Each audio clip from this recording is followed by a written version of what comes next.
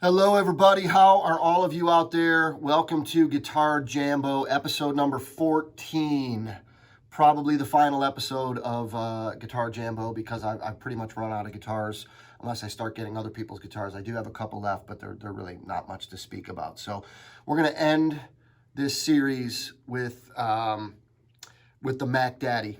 The Mac Daddy, otherwise known as Old Faithful, which is on the case of this guitar. It's been on there a long time.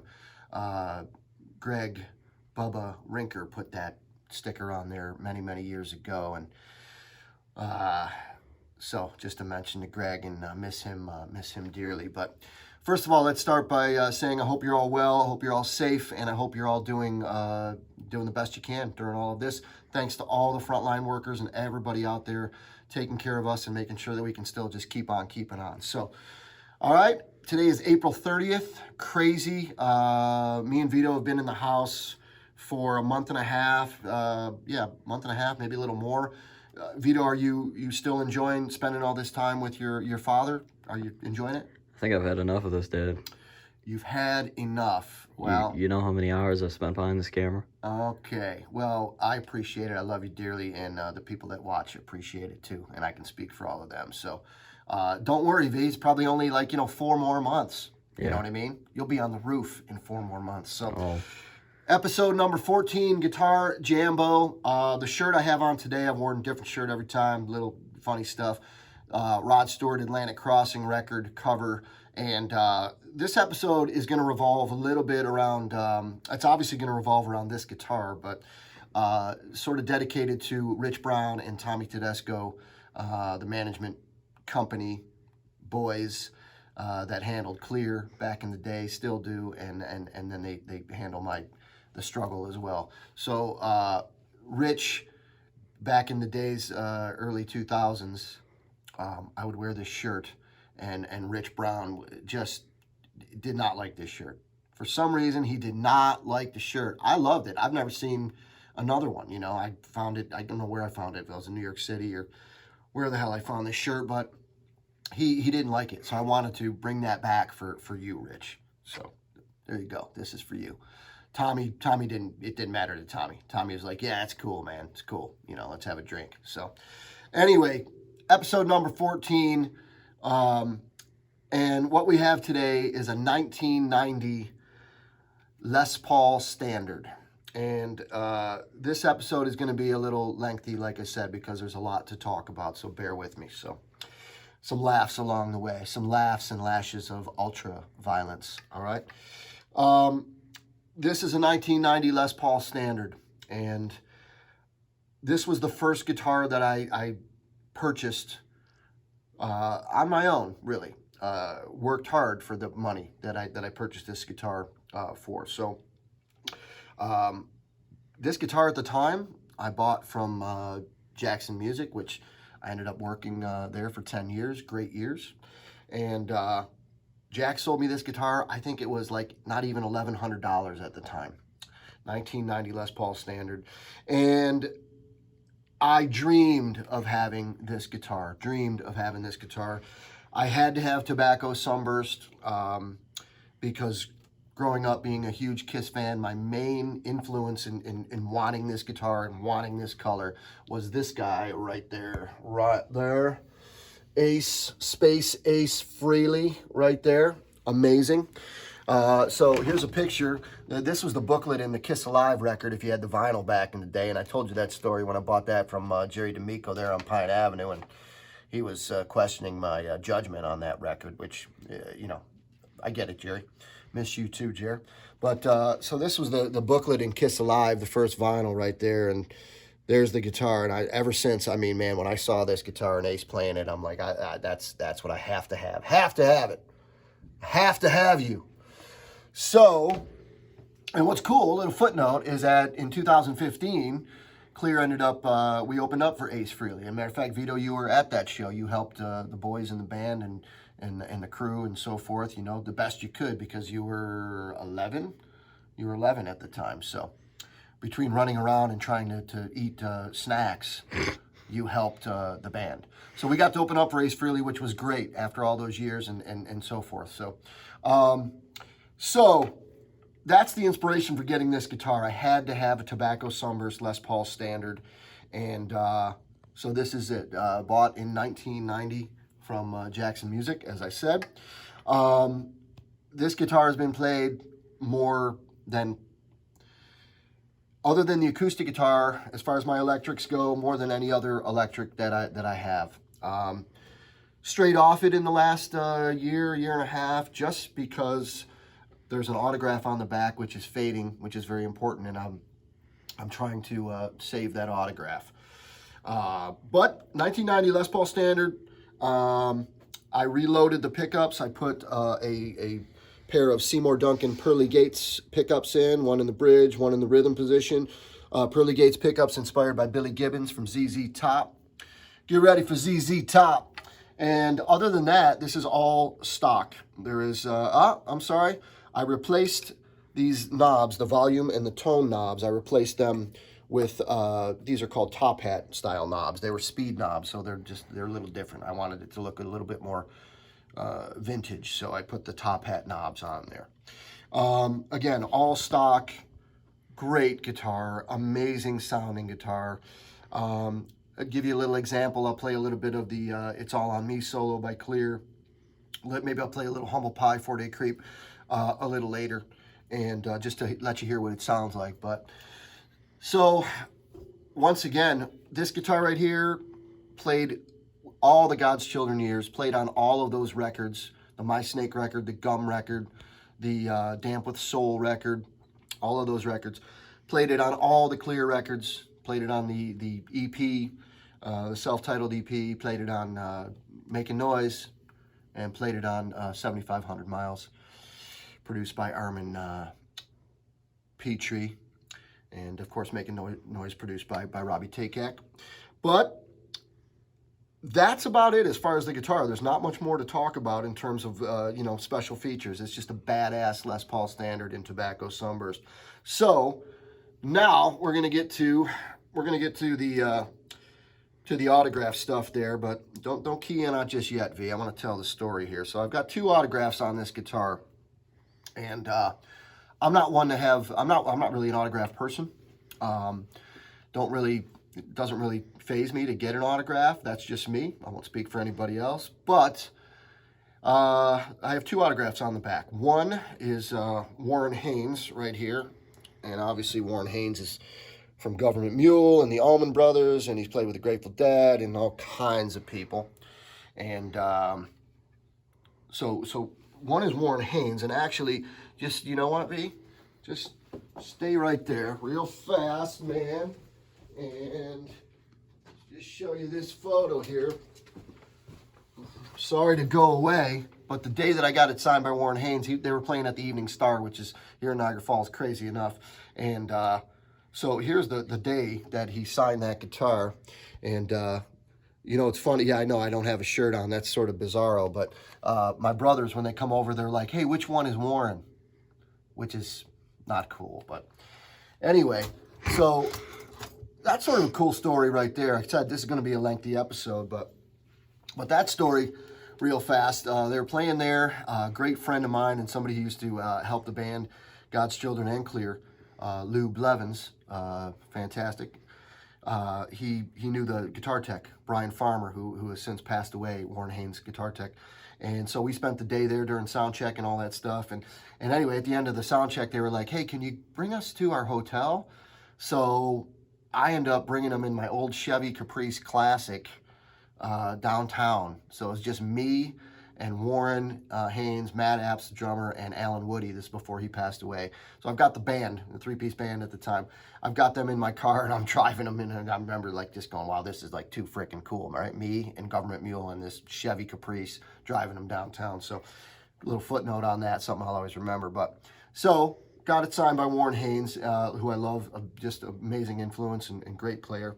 And then the other deal is, and here's, ready for another story. And again, sorry for the lengthiness of this episode, but tough shit. This is the way it's going to go, man. I'm talking it out, all right?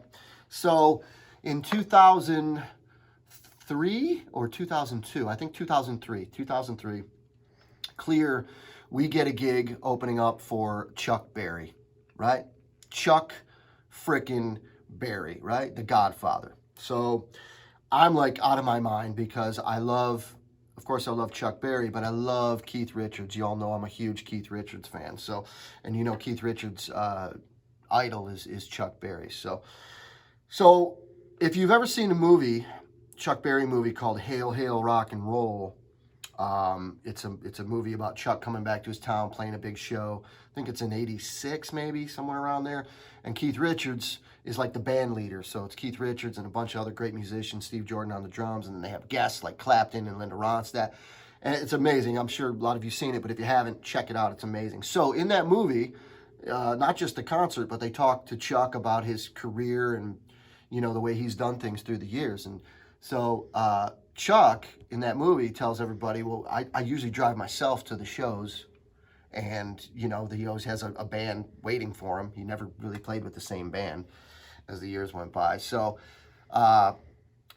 anyway, so I watched the film, and years later we're opening up for Chuck Berry, and so I say to myself, man, you know what, leading up to it, I've got a couple months leading up to the show, I'm like, oh my God, I really don't care about meeting many people or getting my photo with anybody or you know, getting an autograph. But I said, if it happens that day, if I can get all three of those from Chuck Berry, I'm gonna do that, man. I'm gonna get my photo with him if I can. I'm gonna get my autograph, have him autograph the guitar, and meet him, the whole shot, right?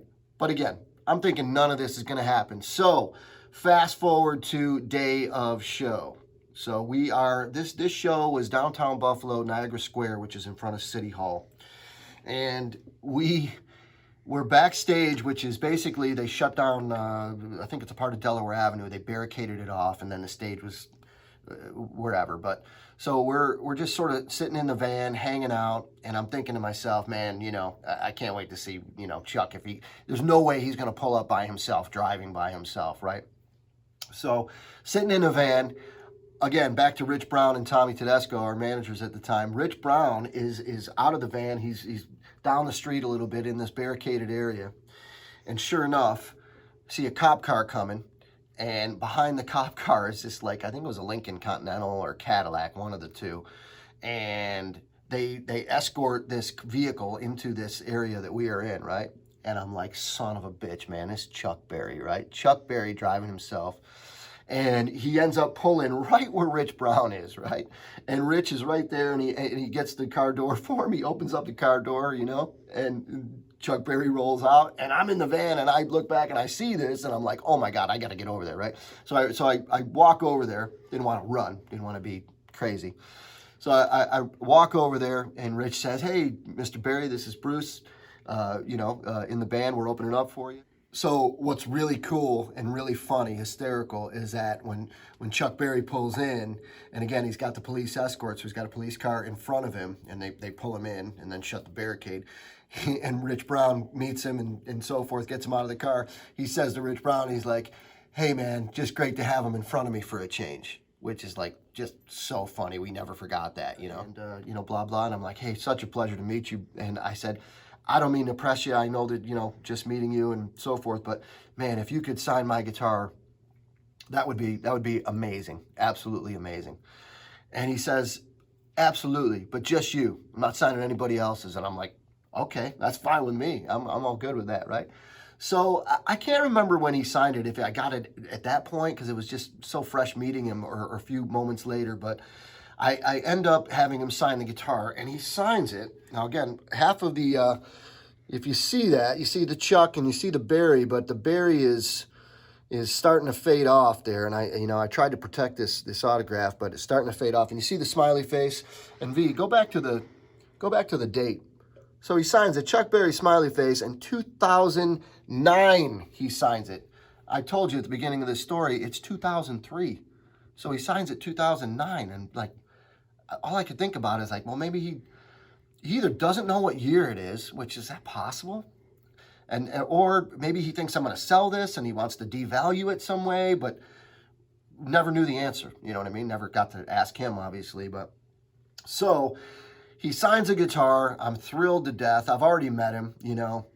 And then A while later, he's in the hospitality area, and he's eating chicken wings in this hospitality tent, and it's just him. And I look at him, at Chuck. I look at Chuck Berry, and then I see Harry Skull, who is a staff photographer for the Buffalo News, has been for many years, great friend. And Harry looks at me, and I look at Harry, and Harry goes, go over there. So I end up walking over there, and I say, hey, Mr. Berry, can we take a photo? And he says, absolutely, right? So here is the photo of me and Chuck taken at that time right there. Amazing, amazing. So anyway, point being, all the months leading into the show, I'm thinking to myself, all right, man, if I could meet him, get my photo with him, have him autograph my guitar, I would be like in heaven, right? So unbelievable. All three things happened. We ended up playing the show. It was a great show. It was a beautiful day. The show was it was like a Harley Davidson 100th anniversary, something like that. They were going around the country with different acts. And I know the Chuck Berry was the one day, and then the next day was Blues Traveler, I think. But I mean, there was like 20,000 plus going back. It was a beautiful sunny summer day. So all of those three things happened, and again, just out of my mind about it. And a crazy footnote on the day is that I had 3 shows that day. I had the Clear show with opening up for Chuck Berry, played this guitar. And then we went to we opened up for Theory of a Dead Man after that, a few hours later. And so that show, there was about, I don't know, 500, maybe 1,000 people max. So we went from the Chuck Berry show to the Theory of a Dead Man, and then after that, I ended up playing with Jamie Halka, our duo, which we've been doing for 20 years. We end up at the hotel on Buffalo Avenue here in the Falls, and playing for like maybe 40 people. So I went from like 20,000 to maybe 800 to 40 people at the end of the day. And I will tell you that at the end of the day, I had a bunch of drinks at the end of the day. A bunch of drinks. All right? So that's the story. 1990 Gibson Les Paul Standard. Again, played on all the records I've done with all the bands I've performed with. And just an absolutely special, amazing guitar to me. Never will I get rid of this guitar. Signed by Uncle Chuck and Uncle Warren right there. That's about it, guys. Episode number 14, Guitar Jambo. Maybe I'll give you a little example of what the guitar sounds like. And it's been an absolute pleasure to do these, and I hope you all had a laugh and enjoyed some of it, got a little information. Vito, thank you so much for doing all this and being patient with your father, because I know I am. Well, Vito will tell you, I'm easy. I'm an easygoing guy. Easygoing, right, V? Easygoing. I don't know about You're that. nodding your head, but they can't see you nodding your head. You're going like, F, no. A mess. A mess. So here you go. Ace Frehley, Chuck Berry, Gibson 1990 Les Paul Standard. Unbelievable. Badass. Be safe, everybody. I cannot wait to play with all the boys and the bands that I play with, and everybody. Cannot wait to get back out there. Everybody be safe. We will see you all soon. Bye-bye. Take care. All right, so here's a little bit of It's All On Me, Clear song, which we were very lucky with. It was very, very popular for us, and made it on the radio and so forth. So a little bit of what this amazing Les Paul sounds like.